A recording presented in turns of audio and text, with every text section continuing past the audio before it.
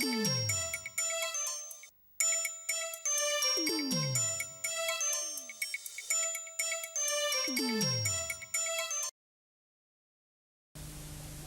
program proudly brought to you by the Also Foundation, developing the lesbian and gay community for over 15 years.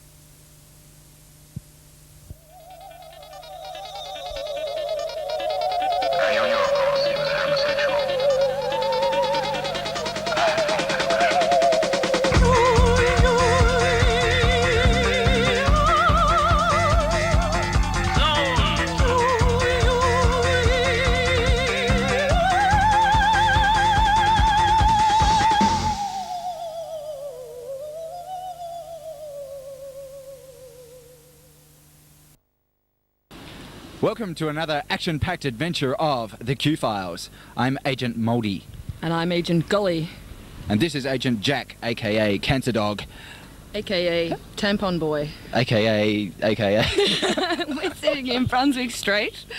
And what are we doing? We're going to be talking about the Pride March. Yes, also we're going to speak to Jim at the VAC about youth issues.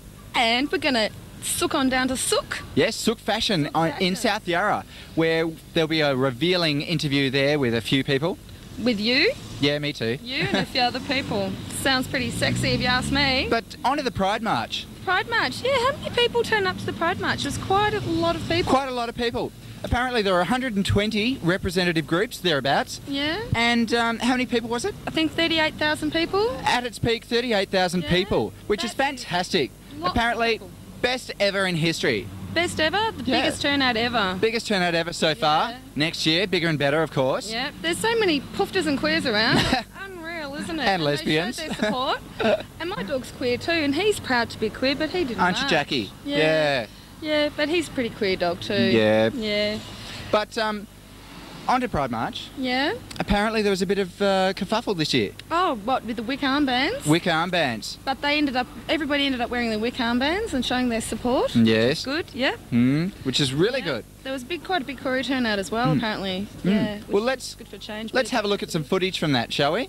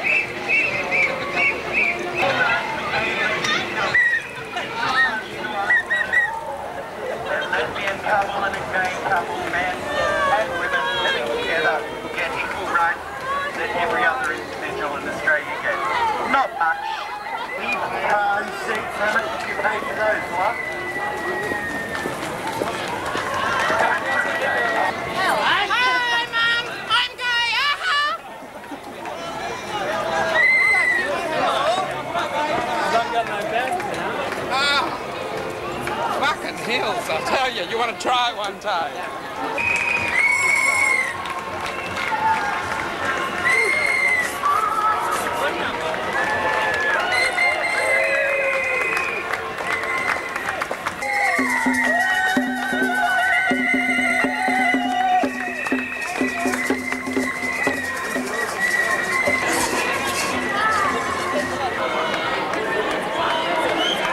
Extreme close-up.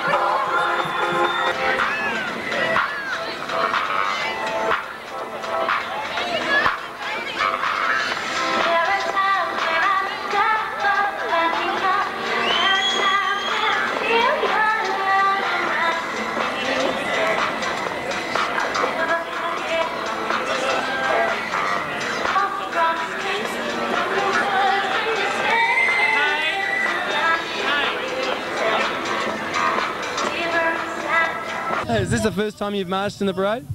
Here, yeah, I'm from Perth. Oh, I see. Yeah, we have a bigger, more glam one, you know. Oh, do you really? It's more glamorous. So this is your first year at Pride in Melbourne? Yeah. Yeah, I just finished work and thought I'd wander on down and have a look. So have you moved from Perth permanently now? I don't know. I sort of seem to have. I've sort of got a shag here and it's all happening, so I'll probably be here for a little while. Okay, and what do you expect to take away from the daylight today? Bit of a tan and I don't know. I would have said a shag, but I've already got one. I was going to say a few extra phone numbers. Yeah, no, it's just nice to be having everyone around, I suppose. Now it's my turn. What's your name? My name's Ian. And Ian, how long have you been in Melbourne? Since I was 3 years old, so it's a long time ago. Politically, in your own words, where would you say you sort of fit into the scheme of things, right and left terms? Well, definitely as far into probably the gay end of the scale as you can get. I'm doing a play called Big Dicks on Stage. Oh, I saw the flyer for that, so we'll have to go and see that. You will now. have to go and see it. Can I have some complimentary tickets, or are you going to be really stingy on TV and say I can't? Look, no, on TV I'll say of course, but in private I'll probably say no. Oh, right, now we're getting some idea of what sort of character this person is here. No, it's just the fact that it's a cooperative, so we can't, like, if we don't actually get people paying to come and see it, we're all stuck. Pop your hat back a little bit, darling, we can't see your face. There we go. So, how's the day been for you? It's been fabulous, yeah. I've loved it so far. And have you met a lot of people you haven't met before? No, not yet. I've met a lot of people I have met before.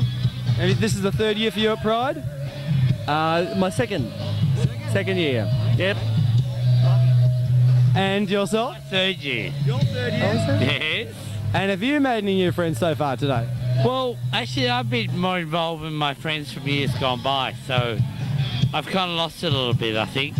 To be really honest. I'm having a fabulous time with the people I usually have a fabulous time with. But we're open to new people. Well, exactly, and as the night goes on, you'll probably find that new people just come flocking to you. We're hoping for this, yeah. They usually do. Sorry? I said they usually do. Yeah, that's true, they do. Are you going to ride, obviously? Oh, we don't know yet. We haven't been to ride before, actually. I was going to ask you which ride you want to go on first. Everybody seems to be saying the Gravitron. Oh, no, I might go on the Scenic Railway, actually. Yeah, I think we need to have a good look around. Yeah, we need to see where Miss Candy's going to be located. Because wherever Miss Candy is, we're there. Have you been here with a group? There's a few of us over there, yeah. And what's the group? Is it a specific interest group? Yeah, homosexuals. So. No, what I mean, no sort of, you're not a member of some society or something like that? No, not particularly. Just a bunch of friends. Or are you marching with your district, as in your... No, we aren't actually marching. We just came down for some light entertainment, so to say. I see. Great. What do you expect to take away with you today? My dog, for a start. Quite a few pooches actually today, aren't there? There's quite a few. So. Has it all been a bit loud for him? Oh no, it's handled it quite well actually. So. Are you a Melbourne person originally? No, actually based in Sydney. Oh, I see. Yeah. And how long are you down for? Just a couple of weeks. Are you going to ride as well? I'm not sure if I can make it there, but I'd like to. I've heard a lot of good things about it, so it would be fun. Okay, have a great Pride. There's been a couple that asked me to help them have children, and we've had two now, little boy and a little girl, and we're all very happy. A new gay family. Indeed, and that's what we're all about. It's diversification. It's great. That's what this is all about, isn't it? Pride. It is. Just proud to be. Are you going to ride? No, we're just going to sit here on the lawn, have some beers, and enjoy the sunshine. Fantastic. We don't need to go in there. And the sunset. And the sunset. Yes. Aren't they a great family?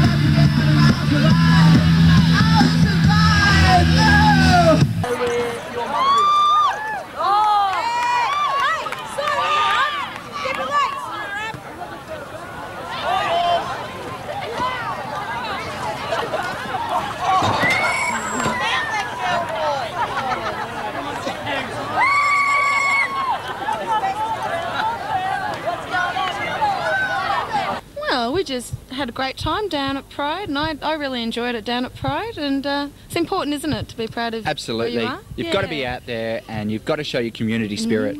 It's not just a matter of being out of the closet, it's just a matter of being out and proud and who you are and what you want to be and all that. Letting people know it's more than just fashion. Yes, yeah. Fashion sucks anyway.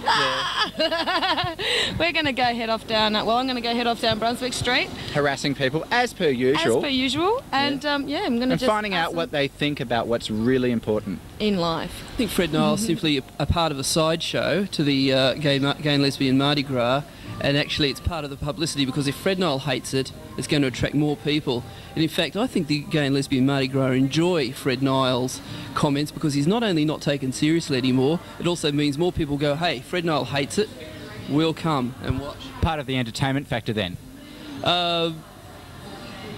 Please explain. What do you think Pauline Hanson would have to say about that then? Well, if Pauline Hanson has to say anything about it, like Fred Nile, it adds to the credibility of the Mardi Gras. It adds to the fun of it all. I think the media just tunes into the queer the better, and I mean that really pisses me off about the Mardi Gras. They get all the publicity, they get all the, we're just ordinary lesbians don't get it, because we don't look outrageous enough. Yeah. So I think it's a media thing. Yeah, just trying to sort of cash in on certain elements and that sort of thing. Absolutely.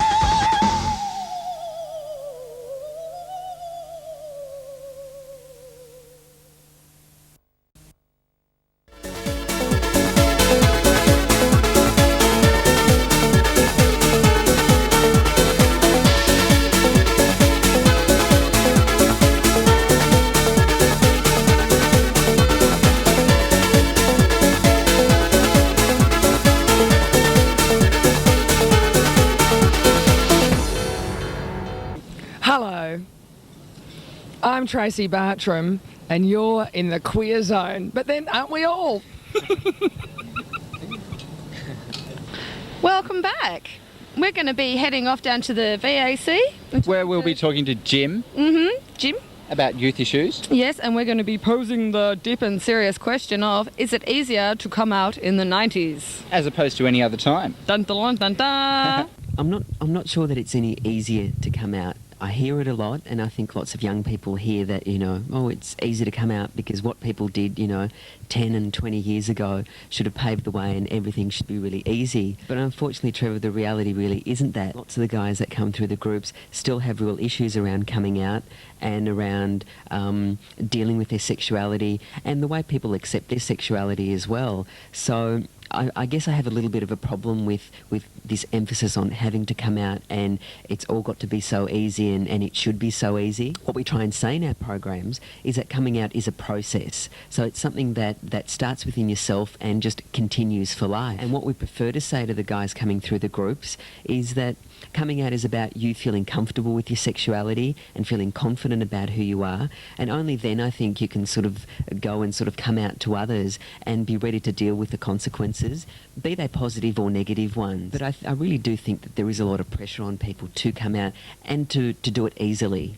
The project's been going for around about 7 years now, and when we started off we had 2 programs which we're still continuing, but we've added a few more over the years. The main one, and I guess the one that most people would know about, is a program called Young and Gay, and that's a 6-week structured support group and drop-in group that runs one night a week over the 6 weeks.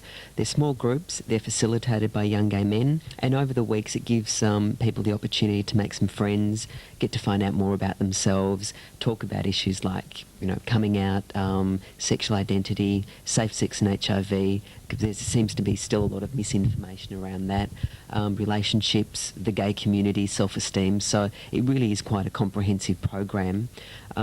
We also have a fortnightly drop-in group we call Buoyant, and that runs on Sunday afternoons twice a month, and that's a more sort of informal, social sort of group. Again, just giving people the opportunity to do something ongoing. It's facilitated again by young guys, and it's just there to get people feeling supported, so that if they're having a shitty time, that for a couple of hours a fortnight at least, that they're in a sort of environment that is safe and confidential, and they can be who they want to be. More recently, we've added some programs for people who are aged 18 and under. For a long time, Trevor, they were a group that we weren't able to do a lot for. Often they seem to live in the suburbs, and travelling, to get to a group here in the evening can be quite difficult, and explaining that to sort of family can be an added issue. And often, they're not sure that they can commit to a long project. So we've been working with Family Planning Victoria through a centre they have called the Action Centre. And we run a monthly drop-in group for these guys. That's been running for a couple of years. I think it's an area where a lot more work needs to happen. And it's a program that we do that I'm very excited about, because you're actually seeing quite a change in people, and seeing them from being very withdrawn to being, very flamboyant in some cases, but just really, really sort of more comfortable with who they are. When someone makes contact with the project, usually they get to speak with me. I'll sort of ascertain whether a group is the most appropriate thing, and whether someone really does want to do a group, or whether there are some other issues. So rather than having like this production line where someone calls and I go group, here you go, I really like to spend time and say, okay, what are your needs? What's your availability? What's your time like? What's it like getting backwards and forwards? And trying to actually come up with a strategy, I guess, that's going to be the most useful to them. So groups aren't for everyone. Sometimes people feel very uncomfortable disclosing things to people they haven't met, and would initially prefer either to speak over the phone or one-to-one. Some people have issues that need counselling, so we'll refer to our counsellors here. Everyone isn't treated the same.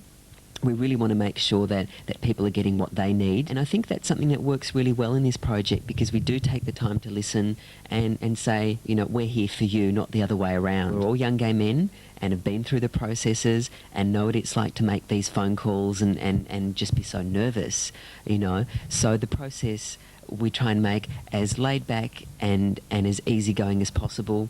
And if someone wants to get involved in a group, or just even find out what's available, all they need to do is ring the Victorian AIDS Council and ask to speak to someone from the Youth Project, and we'll pass on all the information. Do you have anything you would want to say to any young person who may be watching this program tonight? Look, I guess this can be sort of like a really confusing time for people in terms of trying to deal with sexuality, or deal with that next step when you go, okay, I know I'm gay, or I know I'm bi, I've got this attraction to guys, what do I do about it? How do I meet people? What is the gay community? Where is it? How do I access it? It's when you're comfortable about your sexuality, it shows, and it doesn't become this sort of dark cloud. It doesn't become the sole focus of your life. Sexuality or being gay should be about, it's part of your life and you're happy about it, but you also do lots of other things just as well, and you're just as confident about them. It's a time that you'll probably never get to repeat again. So get out there and make the most of it, and explore. Thanks for all that, Jim. You've been a real source of information. Tell you what, guys, there's one thing I am feeling so scraggy. Look, girl, I think you need some retail therapy.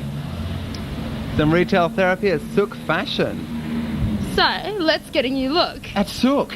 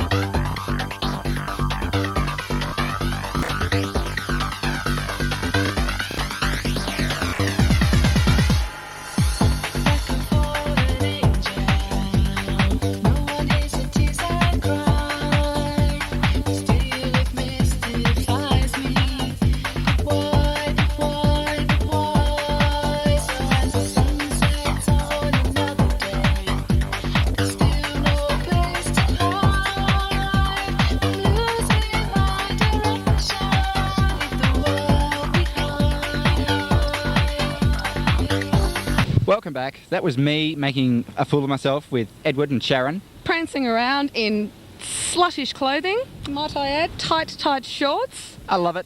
What can I say? I was born to prance. Born to prance. My God. Did you have fun?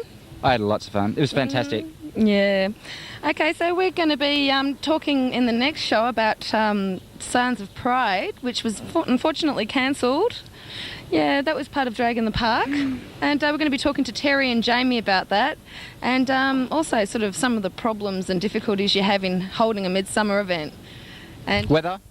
Yeah, weather, funding, lots of different things come into it. So, yeah, and it's just a community being aware of these events and stuff like that, and, yeah, getting the numbers. So, fantastic. Yeah, we'll be talking there. Alas, we've got to go. Got to go. We've got to go prance down the hills. But it's been fun. Okay, see Bye. you later.